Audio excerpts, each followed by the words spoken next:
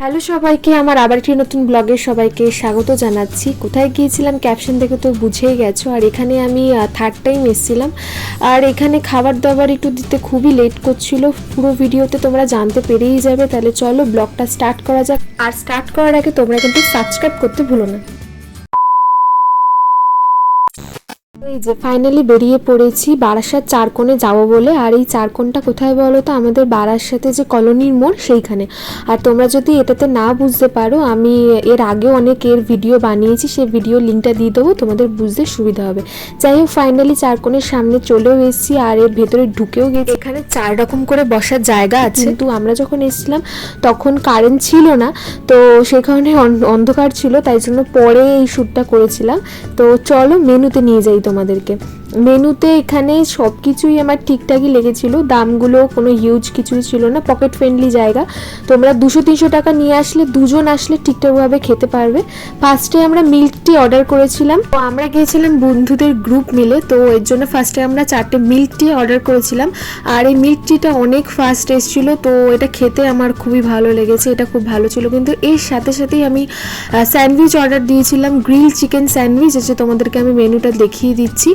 যেটার দাম ছিল 110 টাকা, কিন্তু এটা আসতে গিয়ে অনেক লেট করেছিল। এর সাথে সাথে আমরা কিন্তু পিৎজাও অর্ডার করেছিলাম, তো সেটাও আসতে অনেক লেট করছিল, কিন্তু আমাদের প্রচণ্ড খিদে পেয়েছিল। তো অনেকবার বলার পরে তো এই যে ফাইনালি আমাদের গ্রিল চিকেন স্যান্ডউইচ দিয়েছিল।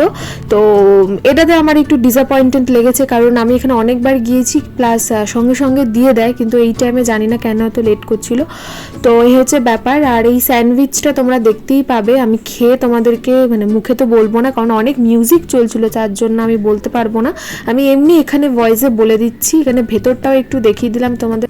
খেতে আমার মোটামুটি লেগেছিল। তো যাই হোক, চলো একটু আশপাশটা তোমাদেরকে দেখাই। এরপরে তোমাদেরকে পিৎজাতেও নিয়ে যাব।